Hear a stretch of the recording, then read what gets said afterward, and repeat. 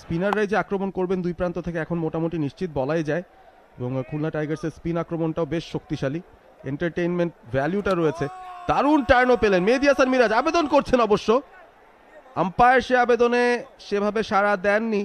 মিরাজ কথা বলছেন, মাহিদুল অঙ্কন, নাইম শেখ কাছাকাছি যারা ছিলেন সবাই মিলে সিদ্ধান্ত নিয়েছেন রিভিউ নেবেন কট বিহাইন্ডের একটা আবেদনের।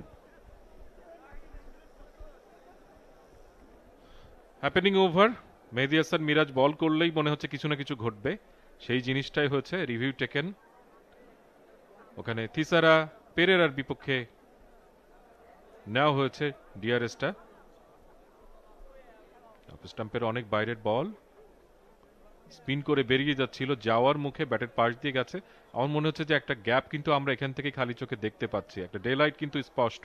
সুতরাং এখানে কোনো হয়তোবা আল্ট্রাইজ কোনো বিপ দেখবে না, কোনো নিক দেখবে না, অর্থাৎ ব্যাটসম্যান সম্ভবত অক্ষত। তারপরেও আমরা অফিসিয়াল আল্ট্রাইজের যে স্পাইক যেটা রয়েছে কিনা সেটা দেখার অপেক্ষায় রয়েছি, কিছুক্ষণের মধ্যেই নিশ্চয়ই দেখতে পাবো।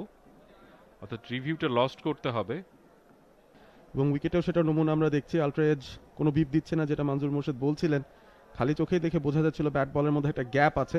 ফিল্ডাররা আবারও যার যার জায়গায় চলে যাচ্ছেন। মেহেদী হাসান মিরাজ তিনি নিজের ওভারেই নিজেই একটা রিভিউ নিয়ে সেটা হারালেন। টিভি আম্পায়ার আলী আরমান রাজনের জন্য খুব সহজ একটা সিদ্ধান্ত। Around the wicket first slip রয়েছে, স্টাম্প টু স্টাম্প। স্পিনটা চাপলেন ওখানে থিসারা পেরেরা, 5 রানে রয়েছেন, ম্যাসিভ হিটার। যদি ঢাকাকে এই ইনিংসের 173 তাড়া করতে হয় তাহলে থিসারা পেরেরার উইকেটে থাকার কোনো বিকল্প নেই, তিনি নিশ্চিতভাবে সেটা জানেন। আবার স্টাম্পের মধ্যে সফট হ্যান্ডে খেলেছেন, কোনো রকমে খেলেছেন, ব্যাটের হ্যান্ডেলে কিন্তু বলটা লেগেছে। এবং আমরা দেখতে পাচ্ছি বিসিবি সভাপতিকে, আকরাম খানকে দেখতে পাচ্ছি,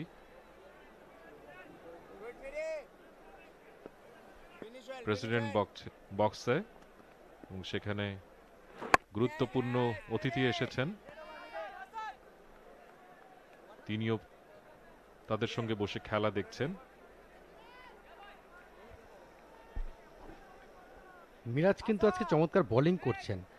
প্রেশার যেই ক্রিয়েট করার যে বিষয়টা রয়েছে, শুরুতে উইকেট পেয়ে গেলে যেটা হয়, শুরুতে আর্লি উইকেট পেয়ে গিয়েছেন, এবং তার সঙ্গে যেটা হয়েছে ডট বল দিয়ে কিন্তু প্রেশারটা আরও বাড়িয়ে তুলেছেন। আপনি দেখবেন এই বলটা কিছুটা ভিতরের দিকে ছিল, সো পেস ভেরিয়েশনটা করছেন এবং লেন্থটা মেনটেন করছেন, এবং এই ধরনের সিচুয়েশন আসলে ব্যাটসম্যানরা কিন্তু প্রেসারে থাকে, যার কারণে বাংলাদেশ প্রিমিয়ার লিগ 2025 7টি দলের জমজমাট লড়াইয়ে মাতবে পুরো দেশ। দেখতে চোখ রাখুন টি স্পোর্টস নেটওয়ার্কে।